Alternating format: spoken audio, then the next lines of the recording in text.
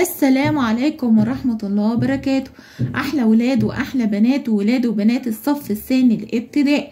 النهاردة هناخد وهنحل مع بعض درس جديد من كتاب المدرسي اللغة العربية للصف الثاني الابتدائي عام 2024 الترم الثاني.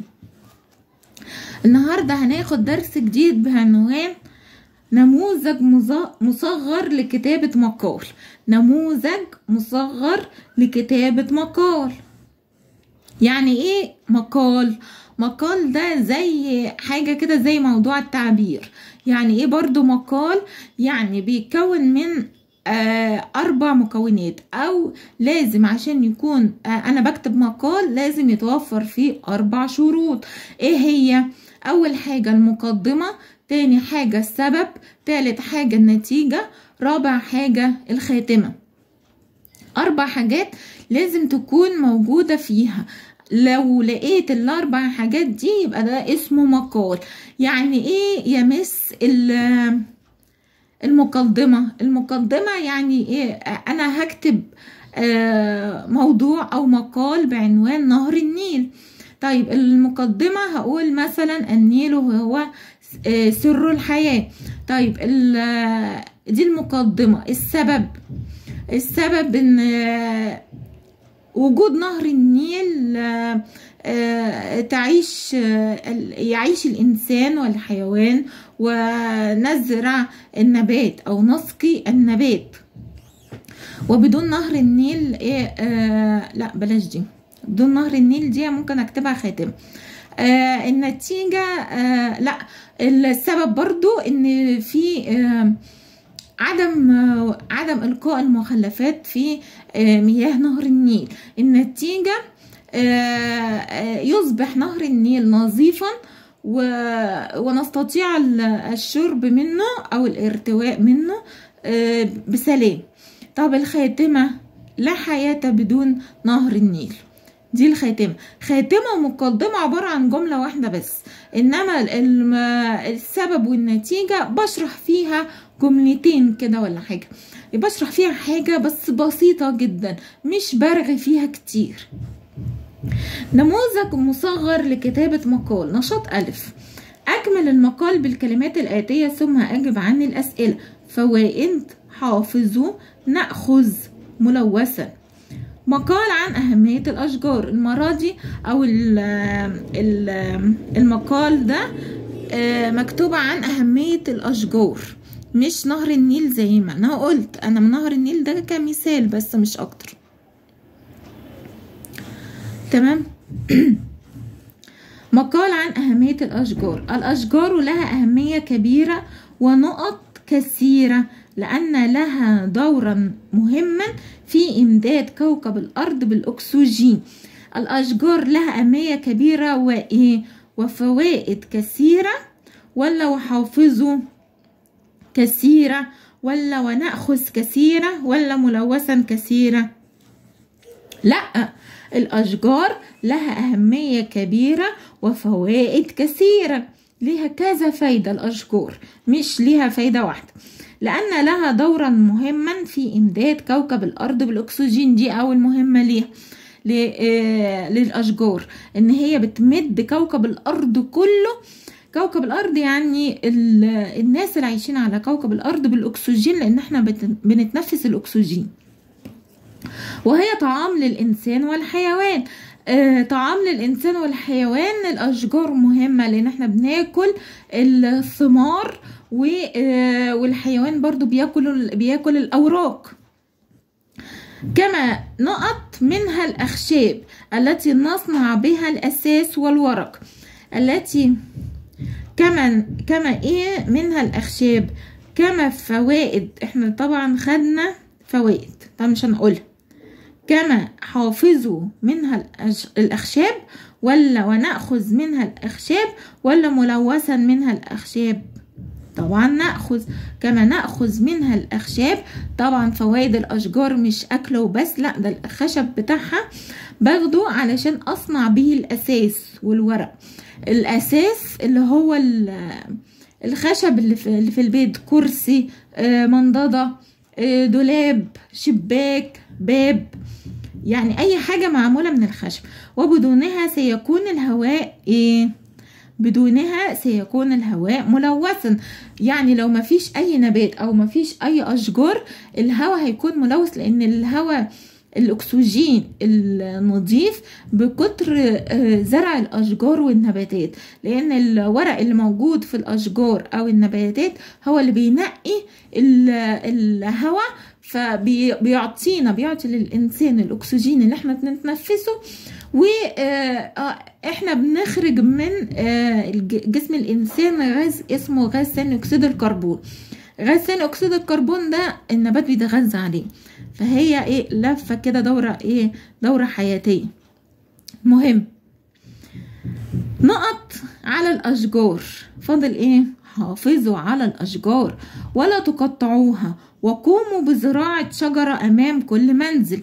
يا ريت كل واحد يزرع قدام بيته شجرة ولو واحدة، شجرة واحدة أمام كل منزل، علشان تنقي الهواء، نتنفس هواء نقي. رقم ألف، نحن نتحدث في المقال عن أهمية ايه؟ اهي موجود أهمية الأشجار. طيب رقم ب، تعرفنا من المقال أهمية الأشجار في أنها ايه؟ أهمية الأشجار في أنها اهي لها دورا مهما في إمداد كوكب الأرض بالأكسجين، وهي طعام للإنسان والحيوان، كما نأخذ منها الأخشاب التي نصنع بها الأساس والورق. خلاص. فبدونها سيكون الهواء ملوثا. يعني القطعة دي كلها او الكلام اللي انا قلته ده كله هو ده اللي احنا هنكتبه هنا. تمد كوكب الارض بالاكسجين وهي طعام للانسان والحيوان. انا طبعا اختصرت شوية. كما نأخذ منها الاخشاب وبدونها سيكون الهواء ملوثا. طيب رقم ج، الجملة الختامية للمقال هي ايه؟ تعالوا ايه نشوف مع بعض. سنة تانية، مقال عن أهمية الأشجار. الأشجار لها أهمية كبيرة وفوائد كثيرة، لأن لها دورا مهما في إمداد كوكب الأرض بالأكسجين. الأشجار لها أهمية كبيرة وفوائد كثيرة. دي كده لحد كلمة كثيرة لحد هنا كده دي المقدمة، جملة واحدة بس هي المقدمة. طيب السبب قالك اهو، لأن الإجابة عن السبب لأن لها دورا مهما في إمداد كوكب الأرض بالأكسجين، وهي طعام الإنسان والحيوان، كما نأخذ منها الأخشاب التي نصنع بها الأساس والورق. طيب النتيجة بقى بتاع زرع الأشجار، فبدونها سيكون الهواء ملوث. طيب الجملة الختامية، حافظوا على الأشجار ولا تقطعوها، وقوموا بزراعة شجرة أمام كل منزل. دي الجملة الختامية. يعني الجملة المقدمة بتبقى الجملة أو الجملة خالص لحد مثلا نقطة أو فاصلة منقوطة. دي كده الجملة الأولى، أول جملة بتقابلني دي اسمها المقدمة، وآخر جملة بتقابلني آخر سطر ده بتبقى الختام، جملة ختامية. الجزء الأولاني بعد المقدمة ده بيبقى سبب، الجزء التاني ده بيبقى نتيجة. طيب هنا بيقول الجملة الختامية للمقال هي ايه؟ احنا قلنا حافظوا على الأشجار ولا تقطعوها، وقوموا بزراعة شجرة أمام كل منزل. دي كده جملة ختامية، أو ممكن نختصرها ونقول قوموا بزراعة الشجرة أمام كل منزل.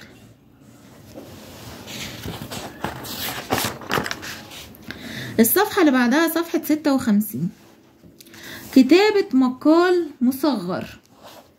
أعلنت المدرسة عن إصدار مجلة حائط هدفها المحافظة على البيئة.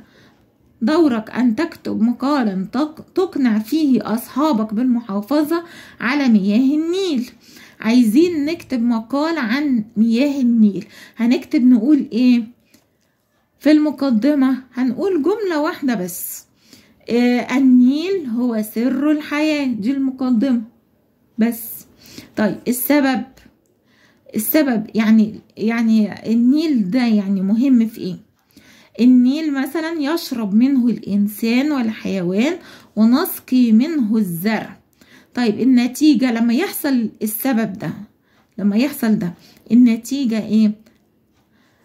ولذلك يجب علينا الحفاظ على نهر النيل. النتيجة في ان انا يعني انا بشرب منه، وكل انسان بيشرب من نهر النيل، وكذلك الحيوان والنبات برضو. طيب انا عشان اخلي يعني كوكب الكرة الارضية او كل الناس اللي عايشة على الكرة الارضية تشرب منه، اعمل ايه؟ النتيجة يعني اعملها ازاي؟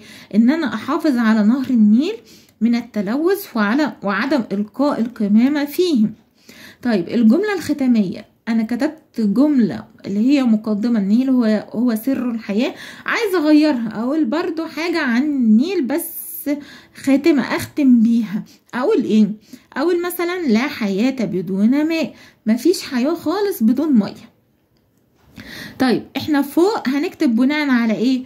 بناء على خط جميل، جملة في المقدمة، جملة ختامية، الاسباب او السبب والنتيجة، والاملاء تكون صحيح. يعني التلميذ هيكتب الكلام ده كله غيباني، هو اللي هيألف من دماغه، او مثلا بنفتح له المواضيع ونكلمه عن اهمية نهر النيل، وهو ياخد الكلام وايه ويطبقه بنفسه من غير ما يشوف، يعني يكتب املاء صحيح، يعني من غير ما يشوف الكلمات. طيب هنا صفحة 57، تقييم ذاتي للكتابة. معايير التقييم: التزم دائما، التزم معظم الوقت، التزم بعض الوقت، احاول ان التزم. خط جميل، طبعا ده بناء على التلميذ مش المدرس. المدرس مش هيقول له اعمل كذا، التلميذ هو اللي شايف كذا، او يعني المس او الاستاذ برضو يساعده. خط جميل، هل هو خطه جميل؟ هيعمل ايه لو خطه جميل فعلا؟ هقول التزم دائما، وهيرسم الوش اللي بيضحك كده، او نعمل علامة صح عليها. ده الناس اللي ما بتعرفش ترسم يعني، ولو ان كل واحد يجتهد في الرسم. طيب املائي صحيح، هل انا املائي في الصفحة دي صحيح؟ املائي صحيح، كله صح، ما غلطتش في ولا غلطة. لو ما غلطتش في ولا غلطة يبقى هعمل صح، او هرسم الوش ده في المربع التاني هنا، المربع ده. لو غلطت في غلطة ولا غلطتين كده اعمل هنا الوش اللي بيضحك ده، او صح هنا. طيب لو انا نص نص، يعني نص الكلام صح ونص التاني غلط، هعمل هنا. طب لو انا مفيش وعايزه اجتهد بقى، انا املائي كله غلط، هعمل هنا. فعلى حسب التلميذ. طيب كتبت جملة في المقدمة، هل هو كتب جملة في المقدمة عارف يكتبها؟ لو عارف يكتبها هعمل صح هنا، معرفش وفي زقة كده يبقى هنا. طب يعني ساعدته وقلت له يبقى هنا. معرفش حاجة خالص وساعدته معرفش يكتبها حتى، يبقى هنا. على حسب برضو ايه التلميذ. طب كتبت الاسباب، هل انا كتبت الاسباب؟ بقى يعمل صح بقى في الحاجة اللي هو عملها. استخدمت جملة ختامية، هل هو استخدم جملة ختامية زي الجملة اللي في المقدمة دي ولا لا؟ طيب هو هنا كتب غيبان، شاف الاملاء اذا كان هي صحيح ولا لا، او صححنا له. طيب هنصحح له ازاي؟ هنكتب مثلا على السبوره او في كراسه، الام مثلا هتكتب في كراسه وايه وتخليه يكتب الكلام ده، نفس الكلام اللي هنا هو الكلام اللي هنا، بس هنا غيباني انما هنا المس هي اللي بتكتبها. هنكتب في وسط السطر مياه النيل. من اول السطر: النيل هو سر الحياه. على فكرة الكلام هنا متوزع مقدمة وسبب ونتيجة وجملة ختامية، هنا مش هنوزعه، هنكتبه زي موضوع تعبير من غير ما نفصصه بالاربع شروط دول. النيل هو سر الحياة، فصلة، يشرب منه الإنسان والحيوان ونسقي منه الزرع، ولذلك يجب علينا الحفاظ على نهر النيل من التلوث وعدم إلقاء القمامة فيه، فلا حياة بدون ماء. لاحظ وتعلم. أكمل. عند، بين، على، لي. دي ظرف مكان. عند ظرف مكان، بين ظرف مكان، على ظرف مكان، ليه تعليل. لا، على مش ظرف مكان، على حرف. لام دي لام التعليل. أحضرت فرح ورقة ايه ترسم نهر النيل. علشان ترسم نهر النيل، علشان دي هقول ليه ترسم نهر النيل. طيب رقم ب. تقع مدينة الاسكندرية البحر. مدينة الاسكندرية معروفة ان هي بتقع على البحر. على. انتظرني والدي ايه باب المدرسة. طبعا مش باينة باب المدرسة، ابقى واقف له كده لا، لازم يبقى باينة دي بين حاجتين. انتظرني والدي عند باب المدرسة. عند. انما باينة بتبقى ما بين حاجتين، ما بين جملتين، ما بين اسمين. يمر نهر النيل ايه مدن مصرية كثيرة. طبعا باينة مدن مصرية كثيرة يا مس، انتي قلتي بين حاجتين صح. لو قلت مثلا بين دجلة والفرات مثلا يعني، او يمر نهر النيل بين اسوان والاسكندرية، ماشي، ادي كده مدينتين او اسمين. انما هنا في جمع مدن مصرية كثيرة، يبقى لو مادام في جمع يبقى في بين. في اسمين يبقى برضو بين. بين دي بتدل على حاجتين اللي هي اكتر من حاجة يعني جمع. طيب ضع الكلمات الآتية في جمل من تعبيرك.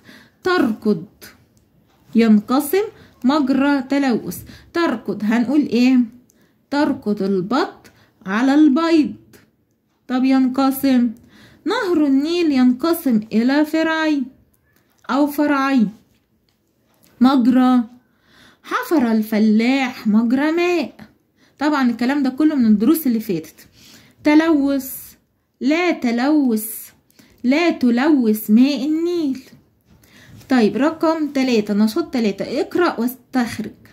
النيل أطول أنهار الكرة الأرضية ويقع في قارة إفريقيا. عايزين هنا لام شمسية.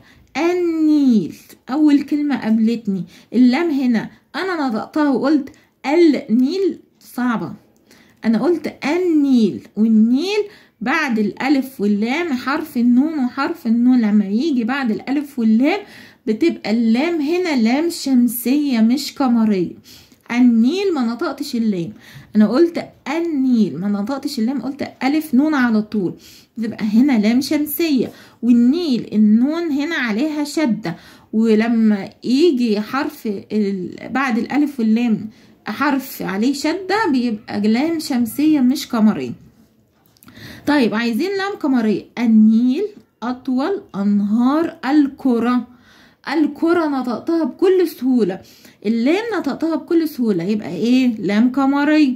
طيب الأرضية لام قمرية برضه، ويقع في قارة إفريقيا، طبعا مفيش لام تاني. طيب مد بالألف. مد بالألف. النيل أطول أنهار، أنا مديت الألف في كلمة أنهار، يبقى دي الألف اتمدت كده لفوق، يبقى ايه؟ دي مد بالألف. طيب أنهار الكرة الأرضية ويقع في قارة إفريقيا. قارة هنا برضو فيها مد بالألف. طيب فعل. فعل بقى مضارع أوله يه أو ت، زي يقع أو تقع. فعل مضارع اللي هي يقع، ماشي. فعل ماضي مثلا لعب، والمضارع بتاعها يلعب. الأمر بقى في فعل تاني اسمه فعل أمر، إن أنا بأمرك إنك تلعب، يعني العب، العب يا حمزة، العب يا أحمد، بأمره. أو ذاكر، ذاكر أنا بأمره. يذاكر فعل مضارع، ذاكر فعل ماضي. تمام. يبقى فعل النيل أطول أنهار الكرة الأرضية، دي كده ما فيهاش أي فعل. ويقع في قارة إفريقيا، يقع دي اللي أولها يه، يبقى ده فعل. اسما ده كتير. النيل ده اسم نهر النيل، يبقى ده اسم. أطول أنهار، أنهار الكرة الأرضية ويقع في قارة أوروبا. قارة دي على فكرة قارة أفريقيا على بعضها كده دي اسم، بس ممكن اخد ايه أفريقيا بس، هي على بعضها اسمها قارة أفريقيا، اتنين مع بعض زي اتنين توأم كده، بس انا ممكن اخد أفريقيا لأن ده اسم علم، يعني اسم بلد، فالاسم البلد دي معروف فدي تبقى اسم. والنيل طبعا اسم نهر النيل فده اسم. طيب الكرة طبعا اسم. طب حرف، عايز حرف، حرف في، يقع في قارة افريقيا. طب في حاجة تانية؟ ها الواو دي من حروف العطف، حروف العطف. وقال حرف يطلع حرف جر حرف عطف، عايز حرف احنا نحط له كل حاجة. تمام. نشاط 4، اقرأ ثم صوب الجمل الآتية. يقع نهر الأمازون في قارة أمريكا الجنوبية وهو ثاني أطول أنهار، ثاني أطول نهر في العالم بعد نهر النيل. يمر نهر الأمازون ببلاد كثيرة كالبرازيل وبيرو، ويصب نهر الأمازون مياهه في المحيط. قريناها كويس وخدنا بالنا منها. هنشوف الكلام اللي باللون الأحمر ده هل ده صح؟ لو غلط هنصححه هنا ونكتب الجملة الصحيحة تحت على النقط. رقم ألف، يقع نهر الأمازون في أمريكا الشمالية. تعالوا نشوف مع بعض. يقع نهر الأمازون في قارة أمريكا الجنوبية، مش أمريكا الشمالية في الجنوبية. يبقى هنحط كده بدل الشمالية الجنوبية. يقع نهر الأمازون في قارة أمريكا الجنوبية. هنصححهم نفس الكلام بس هنشيل الشمالية ونحط الجنوبية. طب رقم ب، نهر الأمازون أطول نهر في العالم. تعالوا نشوف.